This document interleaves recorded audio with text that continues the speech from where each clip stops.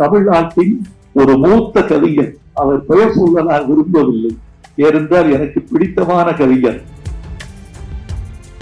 வைரமுத்து கவிதைகளும் நிசார் கப்பாடியின் கவிதைகளும் இயற்கையும் காவலும் நான் படித்துவிட்டு ஜாகிர் ஹுசைன் அவர்களே நான் மிரண்டு போனேன்.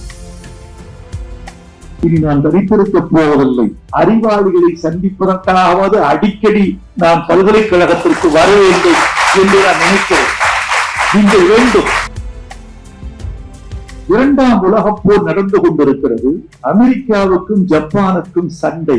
அமெரிக்காவுடைய விமானங்கள் வெடிகுண்டுகளை ஏற்றிக்கொண்டு வானத்தில் வந்து கொண்டிருக்கின்றன. எந்த நேரத்திலும் அந்த அலுமினிய பறவைகள் அணுகுண்டு முட்டைகளை ஜப்பானில் இட முடியும்.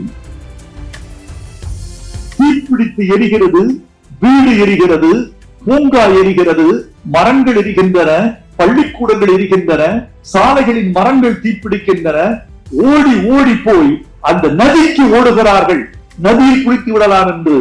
நதிக்கரையில் குடிக்கிறவர்களுக்காக கூட்டம், இன்னொரு பெரும் கூட்டம் இருக்கு.